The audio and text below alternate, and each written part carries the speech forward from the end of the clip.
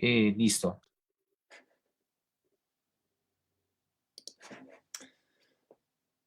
Ya estamos, ¿cierto, Germán?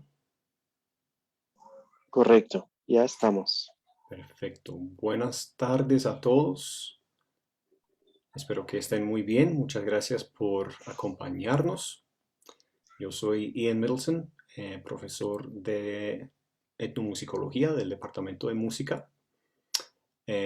Y estoy aquí hoy con Alejandra Martínez, que es estudiante de la maestría, era estudiante de la maestría en Humanidades Digitales y ahora en Música.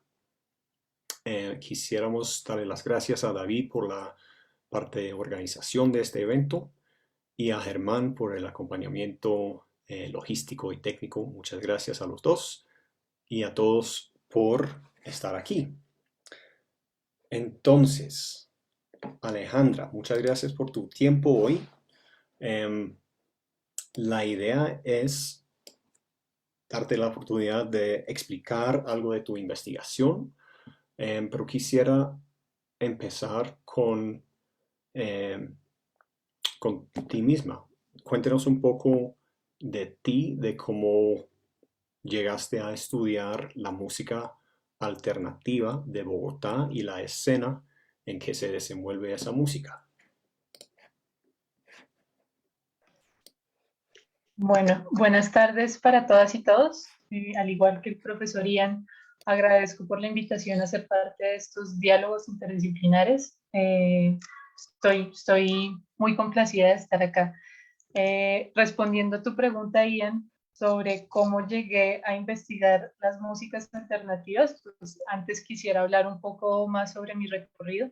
Digamos que yo soy politóloga de formación, también digamos que en términos formales estudié periodismo y de hecho parte de mi mayor experiencia laboral es en esa área. Entonces, siempre como que estuve navegando en muchos temas y digamos que esa fue una experiencia muy enriquecedora en tanto a mis intereses personales, específicamente pues el de la música, porque si bien como tal yo no estudié música en pregrado, siempre fue una actividad que realicé desde muy joven y digamos que esa como tal fue la primera razón para yo preguntarme sobre mi entorno más cercano, en términos más concretos. Entonces, digamos que ya como una ciudadana más, siempre me ha interesado entender hasta qué punto la música es un espacio donde no solo lo sonoro habla y cobra importancia. De hecho, recordando a Christopher Small en un congreso en la Sociedad Ibérica de Etnomusicología, pienso que la naturaleza básica de la música no necesariamente reside en los objetos, sino en la acción y en lo que hace la gente. Digamos que con ese pensamiento, yo en mi actuar ya como música y también en la banda que toco, siempre fue como una pregunta muy constante, ¿quiénes eran las personas que estaban detrás de toda la movida musical en la capital? Porque es algo que siempre ha estado muy vigente y bien o mal, a raíz de toda la investigación, me pude dar cuenta de unos aspectos muy particulares que me parecían importantes a investigar. Fundamentalmente el hecho de que muchos músicos tuvieran múltiples participaciones en varios proyectos a la vez, que esto no necesariamente es algo que a lo largo de la historia se haya visto. De hecho, uno piensa en la música y hay cierta exclusividad de parte de los músicos de formar, digamos, si se quiere, proyectos más populares y aferrarse al éxito de ellos, quizás pensando en las bandas más comerciales. Quizás ya en este caso más específico, uno comienza a ver que hay una persona que toca en una banda, pero resulta que esta también hace parte de otro proyecto con otro estilo. Entonces, ese primer como hallazgo me motivó mucho a finalmente decantarme por esta aproximación, porque yo en principio, como tú bien lo dijiste, pues yo hice la maestría en Humanidades Digitales, ya soy egresada, ahorita estoy terminando la maestría en música y digamos que mi proyecto inicial era hacer un archivo sobre el rock en Colombia, un archivo digital. Digamos que por cuestiones de tiempo, pero también por cuestiones de afinar un poco más mi pregunta y mi método de investigación, el proyecto naturalmente se transformó y pues terminó en esta pregunta tan específica, pero creo yo que relevante para nuestro contexto digital, pero también muy análogo. No sé si por ahí voy cortando. Sí, pues vamos a llegar a ese punto de tratar de entender y visualizar las conexiones entre músicos de esta escena de música alternativa y preguntarnos qué quieren decir con ese término alternativo. Em, pero, y quería ahí resaltar unas cosas de lo que dijiste ahí. Por naturaleza, la etnomusicología o la musicología en general es bastante transdisciplinar. Entonces, a nosotros en el departamento nos encanta recibir personas como tú que tienen formaciones en diferentes ámbitos del mundo académico y que sean personas que ejercen también desde el hacer musical. Y ese hacer musical es lo que nos interesa a muchos musicólogos. Em, pero antes de adelantarnos mucho en cosas teóricas y de análisis, quisiera tener una idea de qué estamos hablando, cómo suena ciertos tipos de música alternativa aquí en Bogotá. ¿Nos puedes dar unos ejemplos e ir explicando un poquito? Claro que sí. En este caso, los ejemplos que voy a mostrar a continuación, que en realidad son muchos y podrían ser a la vez cualquier cosa, están, digamos que, direccionados a unos ejemplos y unas explicaciones que voy a hacer más adelante. Entonces voy a compartir pantalla en este momento.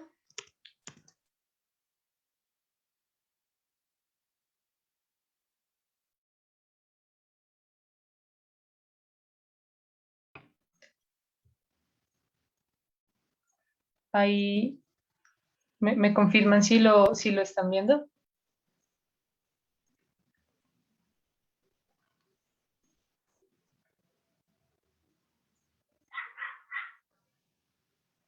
Sí, lo estamos viendo, Alejandra. Perfecto, perfecto, perfecto, gracias. Entonces, bueno, respecto a la pregunta de Ian sobre cómo suena la escena musical bogotana, creo que bien o mal es una pregunta triquiñuela con sus trampas porque la verdad es que pensar en términos muy específicos sobre un paisaje que es muy diverso resulta ser un reto tanto para la investigación como para cualquier persona que se atreva a definir lo que sucede en Bogotá. En mi caso, mayoritariamente el caso, los casos de estudio que escogí para, bueno, para esta muestra son relacionados, si se quiere, más a sonoridades del rock. Entonces, este ejemplo es una agrupación bogotana formada en 2015, Los Niños Telepáticos. Ha tenido unas transformaciones, sobre todo en un integrante. Es un proyecto conformado por Camilo Bartelsman, quien más adelante les contaré un poco más de él. Y bueno, para no alargarme, simplemente voy a deleitarlos un poco.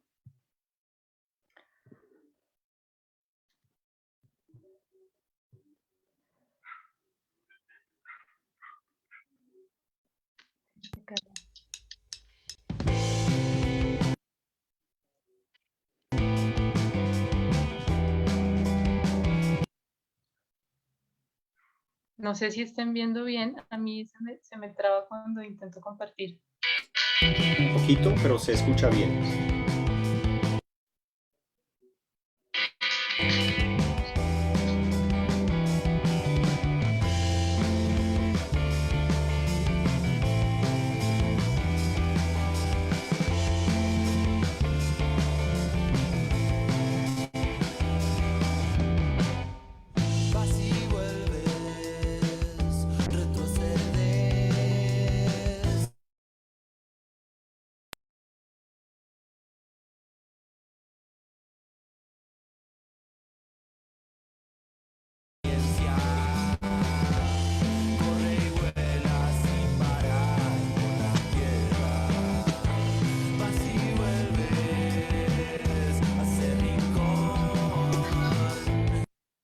Bueno, así como tenemos este ejemplo más rockero de la escena, hay unos proyectos más acústicos y de hecho con otro tipo de sonoridad.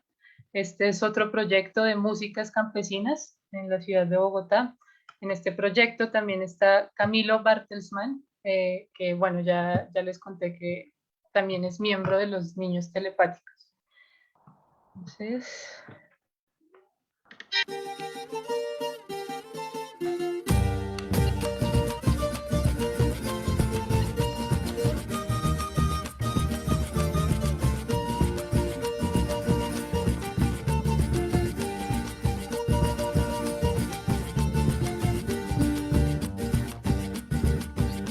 Entre páramos y montañas se esconde tras la neblina, caminito de piedra levantado desde antigua, senda de los abuelos de los andinos y el Puma, tejido del territorio que conecta la laguna, tejido del territorio que conecta la laguna.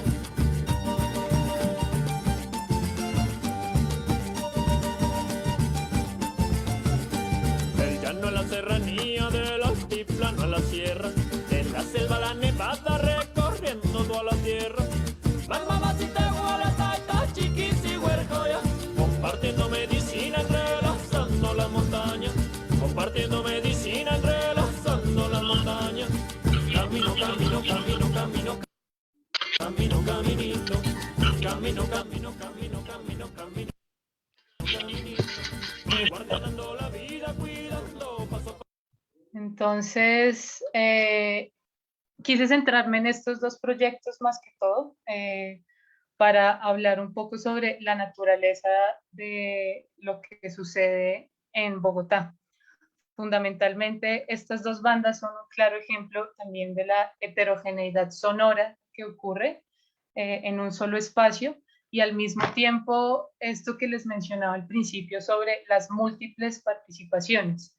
Entonces, devolviéndome al caso de los niños telepáticos, les decía que uno de los miembros es Camilo Bartelsman. Entre los otros miembros que se encuentran activos en este proyecto está Nicolás Mejía, quien es el cantante.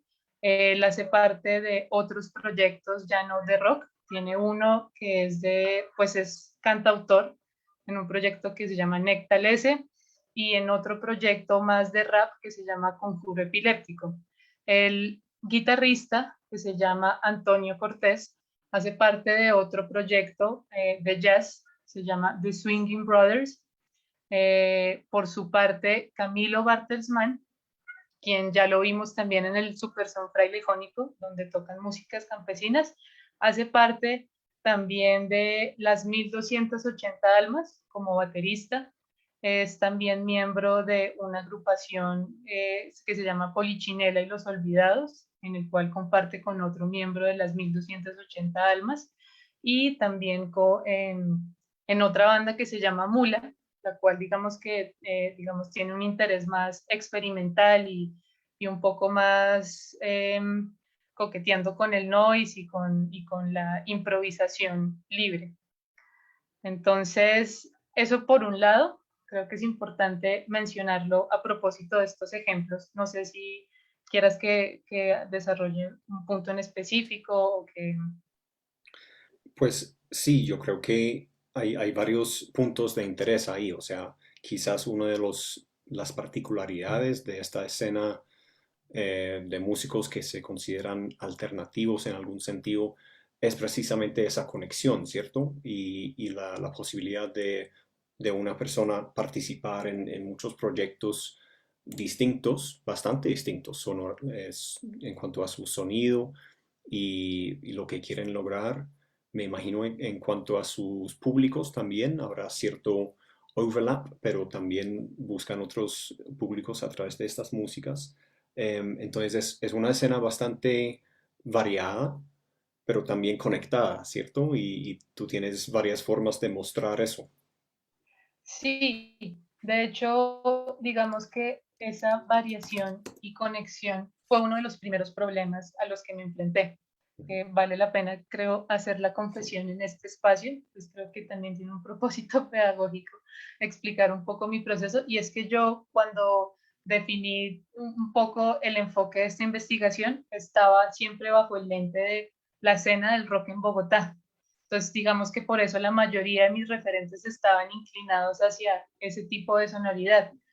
¿Qué fue lo que me fui dando cuenta? Es justamente que estas conexiones entre individuos y entre diversos actores en realidad están conectando otras comunidades y están conformando a su vez diferentes públicos, porque digamos que la interacción entre lo que sucede a nivel musical, pero también en términos de performance, le está dando forma a una escena que si bien resulta ser muy dinámica, también tiene unas características muy específicas en términos del territorio donde está sucediendo.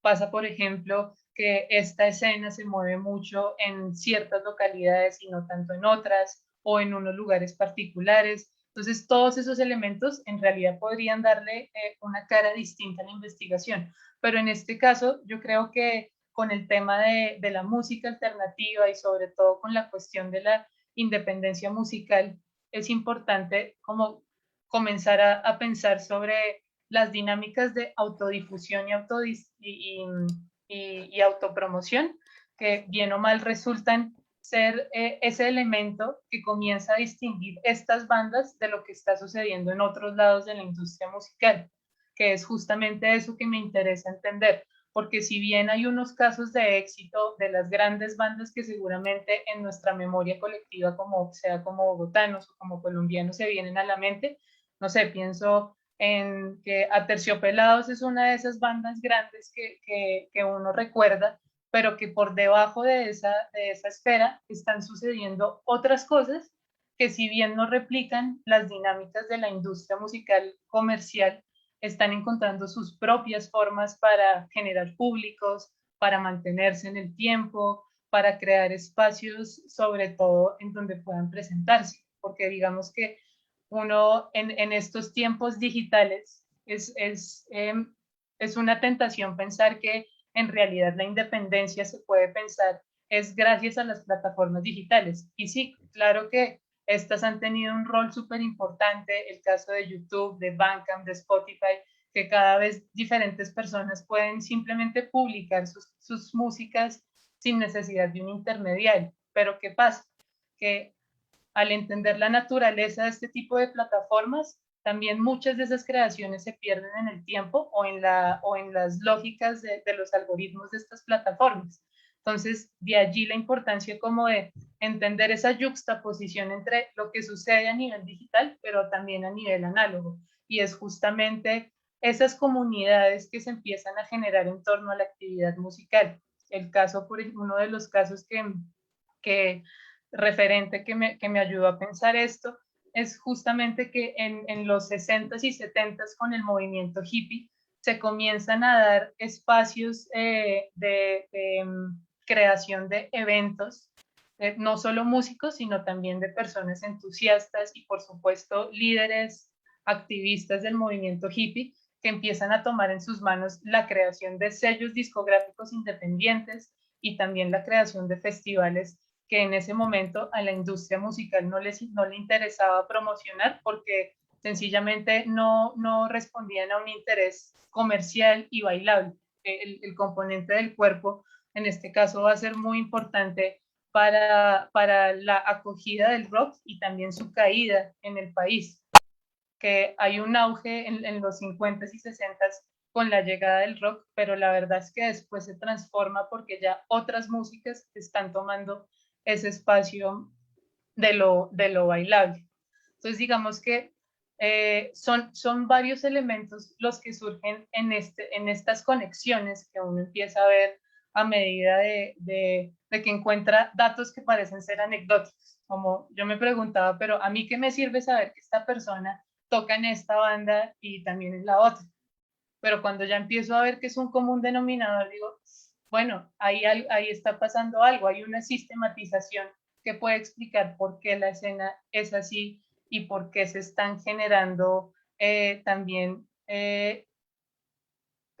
búsquedas ya no solo musicales, sino también políticas y morales. Bien o mal, con el discurso de la independencia entran muchas cosas en juego que ya no solo tienen que ver con lo sonoro. y llegaremos a la manera en que visualizas esas conexiones y esas dinámicas. Pero quisiera preguntarte primero por unos términos clave de tu investigación. Uno que ya hemos mencionado, pero quisiera que elabores un poquito, es esta idea de lo independiente. Porque cuando yo escuché, por ejemplo, a niños telepáticos, pensé, uy, me suena a Doves, grupos así de Inglaterra que uno nombraría indie, que pues es una abreviación de independiente y quizás podríamos llegar a pensar que ese término indica un sonido, una sonoridad, un género específico.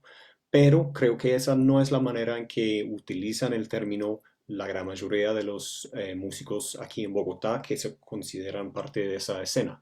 Dinos un poco más acerca de qué quieren decir ellos con ese término independiente. Listo. Entonces, bueno, hay como dos partecitas, lo que dicen ellos y lo que puse en mi investigación sobre qué era lo independiente.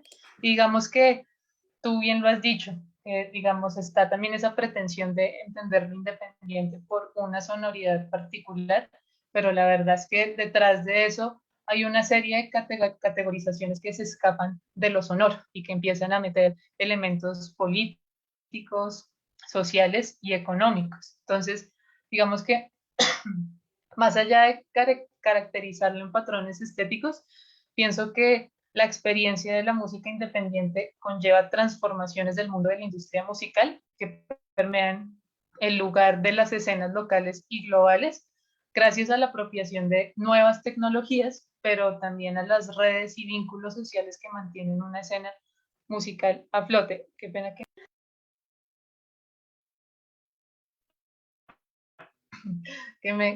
me atora. Ya, perdón. Entonces, en esta cuestión sobre lo independiente, creo que hay una discusión llena de matices, porque si bien uno piensa que lo independiente es lo contrario a una industria musical más comercial, la verdad es que hay una serie de tensiones y límites sobre cuáles son esos alcances reales que tiene el discurso de la independencia. Porque por un lado se podría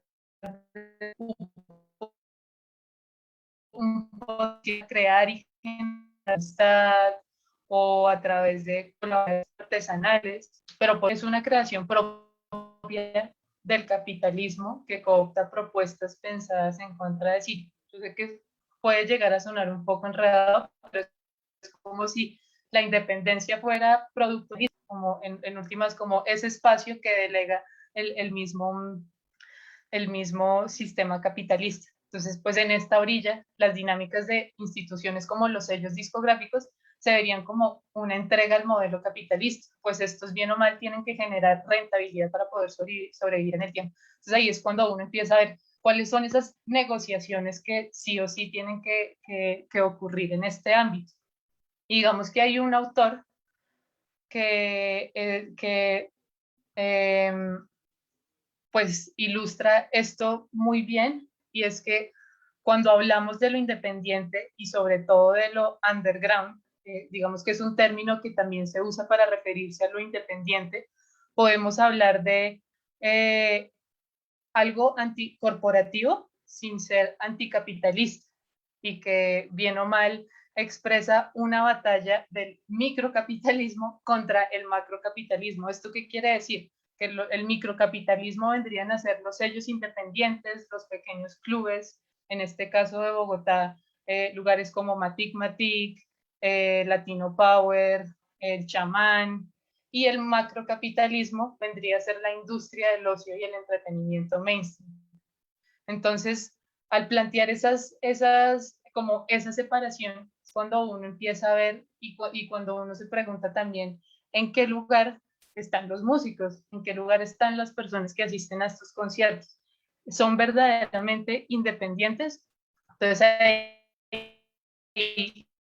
la cuestión sigue siendo muy como son esas líneas de lo que sucede en otras esferas de la industria. Entonces, eso por un lado. Y Espere, antes de lo que avances, otro Alejandra, perdón, es antes de que que, avances a ese segundo bueno, punto, no sé si ustedes sigan viendo mi pantalla. sí, pero espere un momentico, por favor, que había dos partes ahí. La parte en la mitad de lo que acabas de decir quedó clarísima, pero al principio y al final estaba como entrecortada un poquito la voz. Em, Estabas hablando al principio de que podría parecer que los músicos independientes fueran como hicieron un esfuerzo anticapitalista, pero, ¿cuál fue el pero? Lo explicaste, pero si podrías repetir ese resumen del inicio de lo que dijiste ahorita, que estuvo bien concentrado esa parte, creo. Ah, es que a mí también se me está yendo un poco el internet, ¿no? Pero Voy espero a que me estén apagar mi escuchando bien cámara en por todo si caso. me ayuda. Y yo también. Listo, entonces me decías que recapitulara un poco lo que había dicho al principio, ¿cierto? Sí, por favor.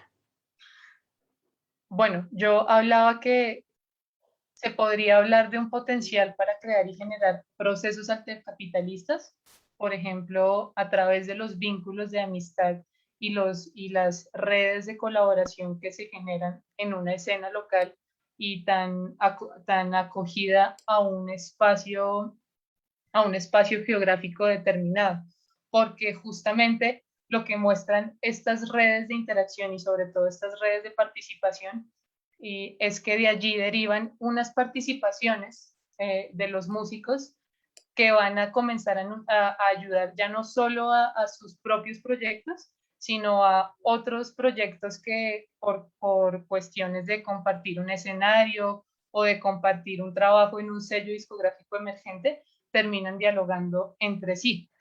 Entonces, digamos que por ese lado uno podría pensar que lo independiente sí puede generar otras formas de creación musical y de producción musical, si se quiere, más artesanales y con unas lógicas que ya no solo van en lo mercantil y en la búsqueda de un interés individualista. Sobre Perfecto. todo esta cuestión del altercapitalismo la asocio es en términos de las colectividades que se están generando alrededor de la actividad musical, que ya no solo benefician a unos sectores en particular, sino que están teniendo incidencia en cuestiones más amplias que benefician ya a un mayor número de personas y a una escena mucho mayor. Perfecto, entendido. Pero no quedan ilesos, digamos, o apartados del capitalismo completamente, ¿cierto? Exacto, ese era el punto, como la otra cara de la moneda, es que justamente estas personas recurren a prácticas pues económicas para poder mantenerse en el tiempo y Ujú. es pues de nuevo las dinámicas de consumo y mercado en donde hay una oferta y hay una demanda, entonces pues allí digamos que el capital sí en últimas está determinando, digamos, la dependencia hacia un modelo económico específico. Perfecto, excelente. Ahora entonces tu segundo punto, perdón. Ah, listo. Entonces, mi segundo punto era, pues, uno de los casos que yo toco en mi investigación es el del sello discográfico Incorrecto, fundado en 2015, en realidad como una revista de estudiantes de arte en la universidad, que si bien al principio no comenzó como un sello discográfico, siempre tuvo como ese interés muy de acoplar muchas apuestas en torno como a eso que no suena o a eso que está dejado a un lado. Entonces, uno de los miembros de Incorrecto, digamos que este artículo lo escriben los miembros de este sello discográfico y simplemente quería leerles un poco más en detalle y en específico lo que ellos entienden sobre lo independiente. Entonces, Juan Sebastián Martín Leyes, quien en otras, además de ser parte del sello discográfico, es miembro de una banda de punk que se llama Perro Culo, y que de hecho él fue estudiante de la maestría en filosofía de los Andes, dice: creo en la independencia como una práctica de resistencia. Creo que la posibilidad de hacer algo diferente es un acto político. Creo que la trascendencia cultural se debe medir con un criterio más profundo que la utilidad o efectividad. Creo que lo importante e incorrecto es la posibilidad de construir comunidad a través de un discurso autogestionado y alternativo. No obstante, volvemos a nuestras dudas. ¿Es posible hacer cultura fuera de los círculos comerciales de las industrias culturales? Yo creo que este punto, en últimas, resume todo ese debate y ese dilema existencial que les comentaba hace un momento sobre el caso de la producción alternativa y, si se quiere, independiente. Excelente. Entonces, esto hace parte de lo que caracteriza la escena independiente musical aquí en Bogotá. Pero tú también nos hablaste de las conexiones y parte de lo que sostiene esta resistencia al capitalismo es la misma solidaridad entre músicos particulares o colectivos, etcétera. No sé si nos puedes mostrar tu visualización de esas conexiones. Claro que sí. Entonces, ¿ahí la están viendo? Sí, está pequeño, pero lo vemos. Listo, listo. Está pequeño a propósito porque quiero también como enfatizar de primerazo en la forma de esta red. Bien o mal, pues parece un circuito. Entonces, antes de ahondar en la visualización como tal, digamos que el método de recolección de datos fue fundamentalmente una revisión del catálogo de los sellos de algunos sellos discográficos de la ciudad, en total 13. Luego hice una selección de las bandas de esos catálogos. En total, la muestra de esta red son 100 bandas. Después de ya tener cuáles eran esas bandas, empecé a hacer todo un trabajo de investigación de quiénes eran los miembros y, digamos, como las otras bandas y los otros proyectos en los que estaban, fueran musicales, pero pues también los sellos discográficos. Entonces, en este caso, esta visualización, que fue producto de mi trabajo en humanidades digitales y que justamente es parte del diseño metodológico de lo que hago actualmente en la investigación en musicología, pues muestra cuáles son esos lazos y esas redes que se están generando al tener todo este entramado de participaciones, que en última son eso, son entramados que no son propiamente uno a uno, sino que empiezan a generar unas rutas muy diversas que se pueden cambiar dependiendo del actor y dependiendo si éste sigue en la escena. Entonces, pues, este ejercicio, esta red, la hice en una plataforma que se llama Cytoscape. Básicamente es un lugar donde uno puede gestionar una base de datos y donde, digamos, que traduce toda la base de datos que uno puede alojar en un archivo CSV en Excel, para luego poder dimensionar, si se quiere, pues las intersecciones entre los datos de una base de datos. Entonces, por ejemplo, ya que les hablaba de Camilo Bartelsman en el ejemplo anterior, yo quisiera que nos detuviéramos un momento en recorrer juntos el caso de este baterista, porque es muy particular también esas múltiples interacciones. Entonces, como vemos acá, se desprenden 4 caminos, perdón, 5 líneas, si soy más clara en este caso. 5 líneas. Los puntos, es decir, los nodos, en este caso, son personas, músicos en particular, y la distinción y los colores que ven en este caso, el amarillo y que esté la forma en círculo, representa las personas, que esté en forma de cuadrado, y en color azul representa las bandas, y bueno, aquí no se ve, bueno, aquí arribita se ve un cuadrado fucsia, ese representa el sello discográfico. Entonces, si por ejemplo yo escojo la ruta de la derecha, que quiero irme hacia Camilo Waltersman, y entonces empiezo a recorrer acá, a la derecha. Resulta que encuentro los niños telepáticos y aquí se empiezan a derivar otras redes. Entonces yo sencillamente puedo encontrar que se empiezan a generar ya no solo unas rutas específicas, así como de la anécdota de este personaje toca en esta banda, sino que está nutriendo todo un entramado de interacciones que ya no solo relacionan a una persona, sino a un conjunto como tal. Y es esta cuestión ya de lazos entre sujetos y colectivos. Entonces, partiendo de los niños telepáticos, perfectamente puedo subir a Nicolás Gámez, quien también está en WYK, un proyecto de hip hop, de rap y de jazz, pero también Nicolás Gámez toca en Mandril, que es un proyecto de rock progresivo, psicodélico, también toca en otras bandas. Y digamos que la red en realidad puede ser infinita y estar conectando muchas sonoridades a la vez. Digamos que ese es un primer punto interesante.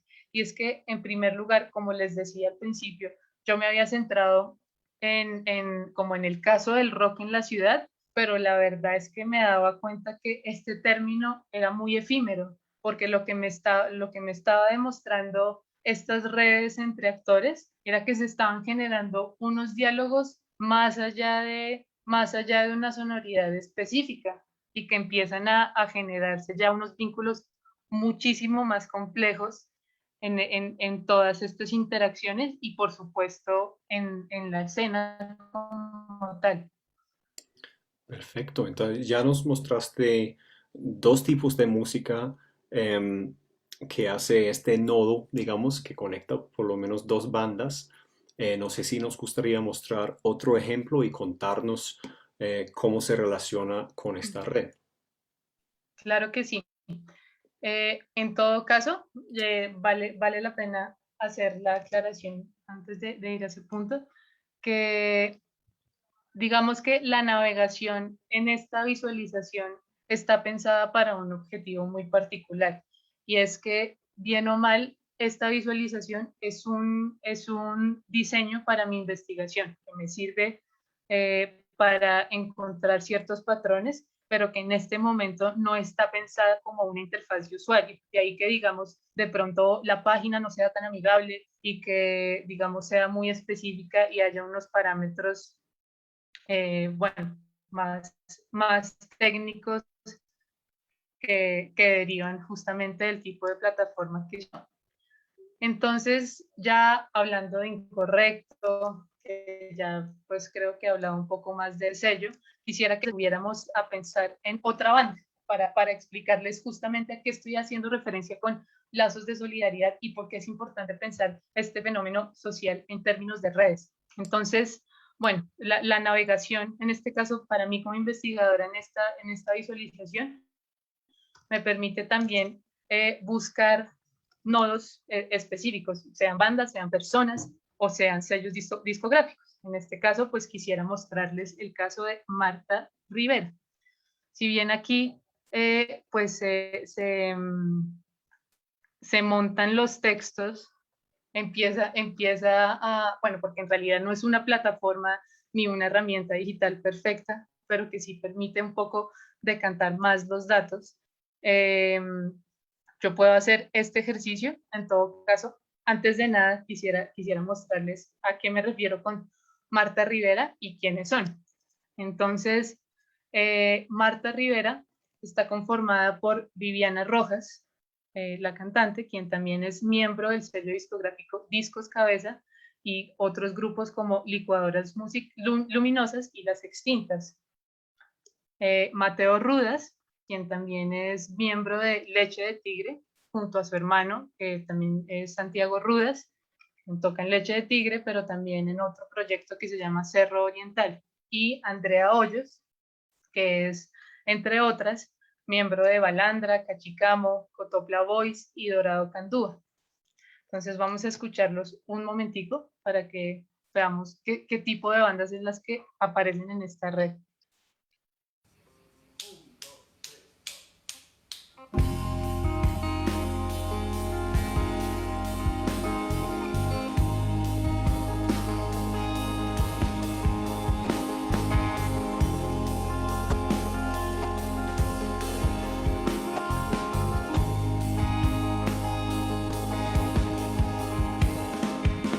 Son los pájaros del alba los que tienen que mirar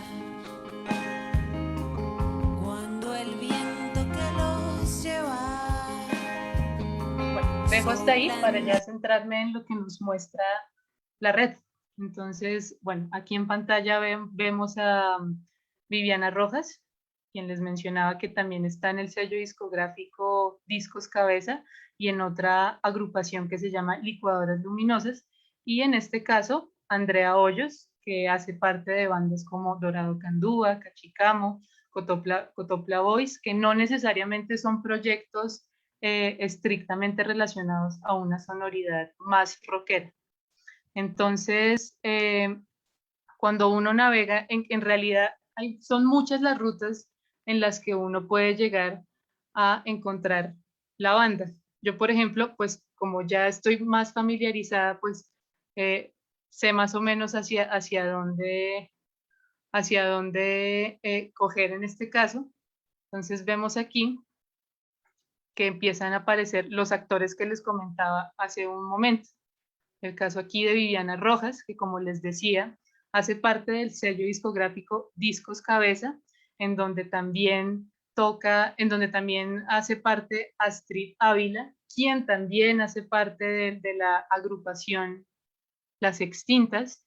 Y finalmente, cuando subo, encuentro la agrupación que les comentaba, Marta Rivera Banda, que en realidad es un lugar de encuentro de muchos músicos de la escena, que bien o mal tienen diferentes trayectorias y diferentes intereses y también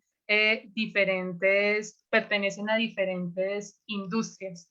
En este caso, curiosamente, hay un diálogo entre lo que sucede a nivel musical, pero también a nivel audiovisual en la ciudad. Y es que muchas de las personas y incluso sellos discográficos también tienen un componente de creación audiovisual, pues también de videoclips y de todo.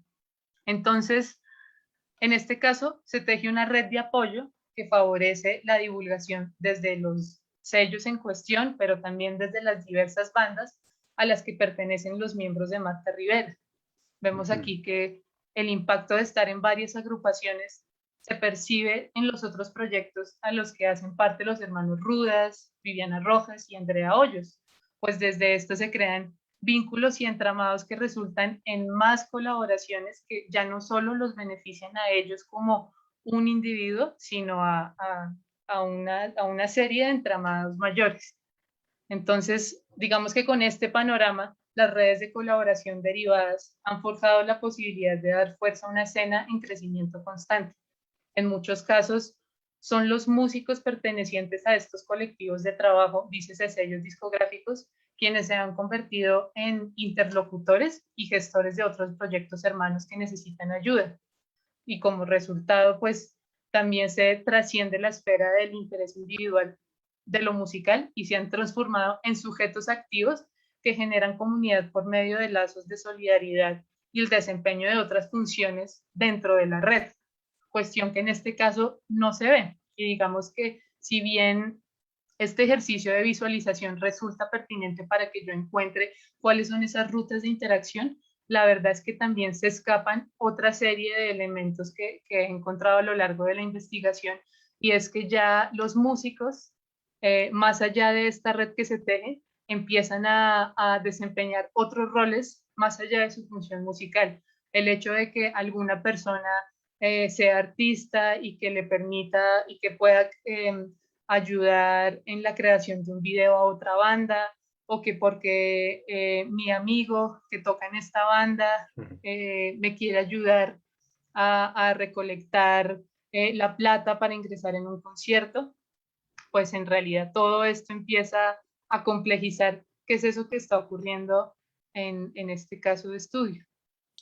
Me parece fascinante la manera en que em, tu trabajo permite ver esas conexiones, la diversidad de labores que tiene un músico, que a veces pensamos en los músicos como personas creativas, completamente encerradas en la creación de sonidos bellos. Pero aquí muestras que un músico también tiene que ser gestor, también tiene que saber algo de producción para ayudar al amigo con el video o no sé qué. También puede volverse em, como director de un sello discográfico. Y una cosa que estamos haciendo en el departamento de música es reformar el pregrado de música reconociendo estos hechos, que el músico de hoy en día es mucho más que un solo intérprete. Interpretar la música sigue siendo muy importante, crear la música, componer, pero vemos aquí muy explícitamente la diversidad de actividades que realiza un músico. Sí, sin duda yo creo que eso que mencionas sobre la labor de los músicos y sobre estas nuevas, si se quiere, actitudes que se están generando hoy en Mm, día, pues están cambiando la actividad musical y también pues lo que sucede en, en, en un lugar particular. Cuestión que justamente pues es importante como echarle cabeza porque pasa entonces, y ahí está como el problema también de esta separación con la industria, que los músicos empiezan a recargarse de funciones. Es ujú, decir, ya entonces ellos tienen que hacer toda la autopromoción, la autogestión, la autodifusión, tienen que saber editar audio, tienen que saber crear mm. imágenes o portadas, tienen que saber hablar con gente que los ayude a gestionar conciertos. De ahí la importancia de ese apoyo mutuo que se está generando entre colectivos, porque bien o mal esto está aligerando esas labores y esas responsabilidades, esas nuevas responsabilidades que adquieren los músicos en esta escena. De ahí que, digamos, esto que yo estoy contando con esta visualización no solo sea como, creo que he usado mucho la palabra anecdótico, pero sí, no es solo anecdótico, sino que también está hablando de, bueno, este apoyo en realidad sí está permitiendo que esta escena siga, aunque no reciban necesariamente plata por lo que hacen, sino que hay otra serie de motivaciones en esta escena particular, que tiene que ver más con el amor a la música o con la entrega que tienen con ciertas personas. Todo depende, porque o sea, también es cierto que hay muchos casos y en realidad 100 bandas en el universo de lo que sucede en Bogotá es muy poco. Es poquito, pero indicas ciertos nudos en esa red muy importantes, me parece. Solo para pensar en un comentario que hiciste ahorita, me parece que sí, que un músico le toca volverse tejedora o tejedor de red podría parecer ser como una labor adicional a todo lo demás que tiene que hacer, ¿cierto? Uh -huh. Especialmente en esta escena independiente. Pero lo que dices me parece muy acertado, que esta red eh, termina siendo el apoyo que permite precisamente la creatividad, permite que todavía exista una escena en que los músicos se pueden desarrollar sus proyectos. Uh -huh. Yo tengo un par de preguntas más, pero estoy muy consciente del tiempo. Y quisiera, como escribí en el chat, quisiera abrir la posibilidad de que los asistentes te hagan las preguntas que a ellos les interesa. Entonces, si alguien tiene preguntas, como digo, pueden ir escribiendo en el chat o si quieren levantar la mano, les damos la palabra.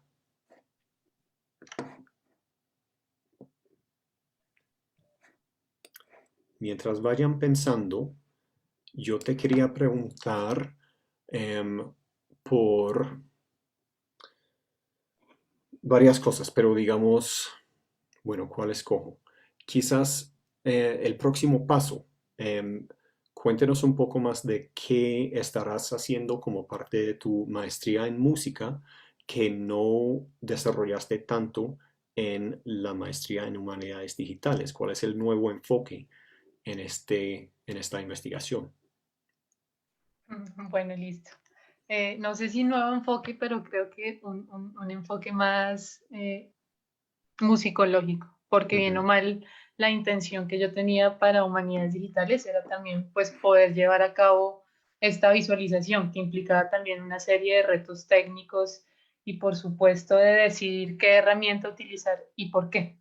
Pero entonces ya hablando de proyecciones ya en el marco de la maestría en música, creo que hay una rama que resulta bien enriquecedora para todo este trabajo y es pues todo lo que da la etnomusicología, bien o mal entender ese acercamiento antropológico para comprender fenómenos sociales y sobre todo musicales, permite también contrastar esas primeras impresiones que obtuve en este ejercicio con esas respuestas que eventualmente vayan a tener los diversos actores dentro de la escena.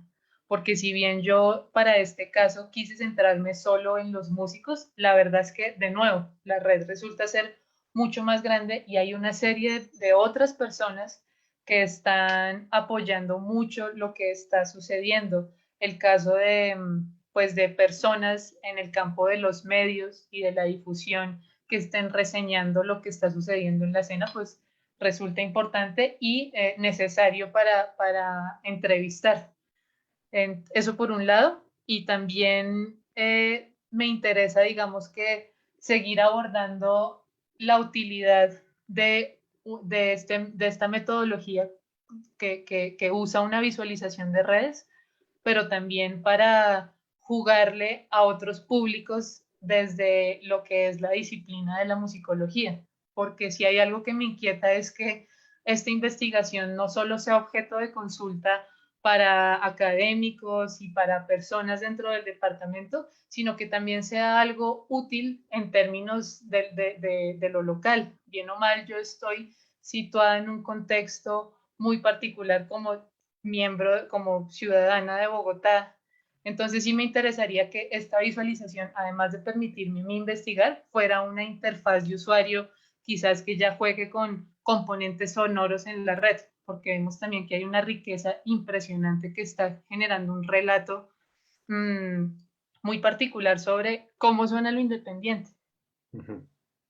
Entonces, los que nos interesa entender esa escena y escuchar la música que hace parte de ella, podríamos a través de tu investigación quizás eh, entenderla mejor y encontrar música chévere. Eso. Sí, pues es la idea. Te quería preguntar también si el público no tiene preguntas, yo sigo, pero en caso de que sí, me interrumpen, por favor. Te quería preguntar, pues obviamente por la pandemia y por todas las medidas de salud pública, ha sufrido bastante pues la escena musical en todos los niveles, industrial, pero me imagino que quizás más aún en este nivel independiente.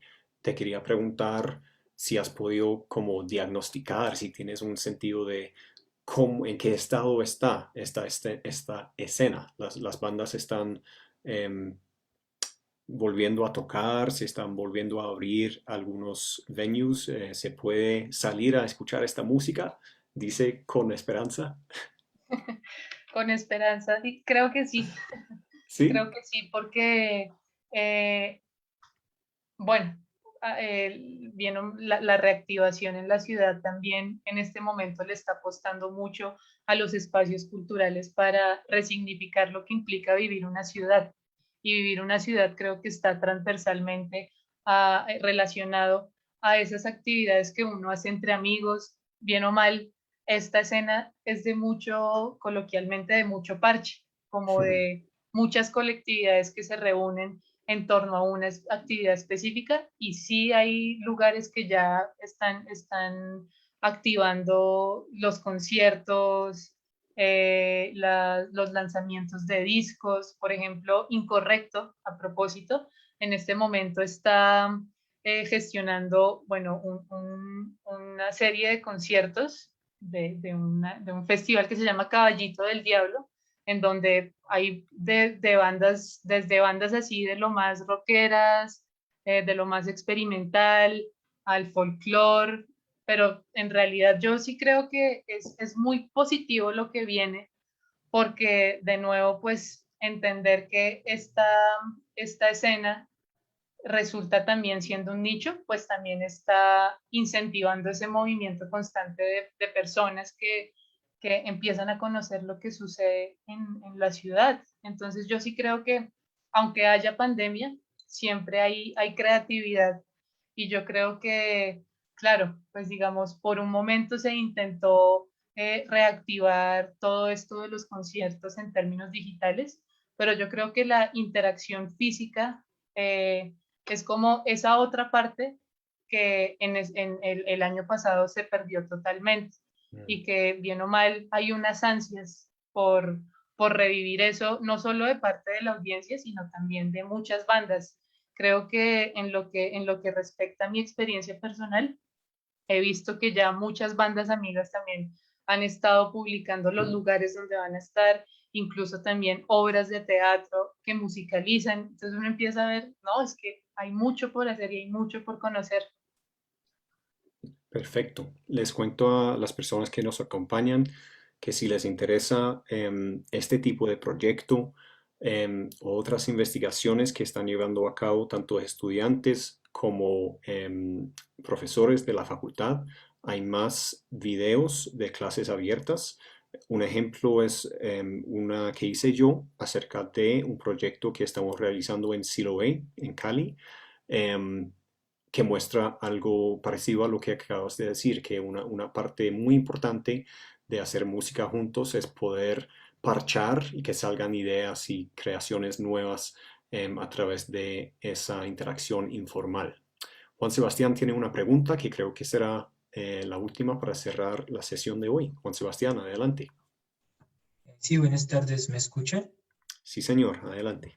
Sí, Bueno, primero creo que la investigación me resulta muy interesante por la escena de la música y un poco hilando con lo último que decía el profesor Ian respecto al contexto de la pandemia o lo que se lee últimamente en las noticias de cada vez mucho más precariedad, más pobreza, digamos. No es atender en qué lugar estamos. Pues bien, Bogotá puede ser la capital, pero bueno, Colombia como un lugar que ha sufrido las consecuencias de la pandemia, no solo en cuestiones de salud, sino en cuestiones de vivencias, de cultura, de economía. Me preguntaba si aún ya era difícil como vivir de la música, si tú has intentado como ver en esta escena alternativa independiente esa heterogeneidad de diferentes labores también responde a que, digamos, si se hace parte de una música o de una escena independiente, pues resulta como difícil vivir de la música.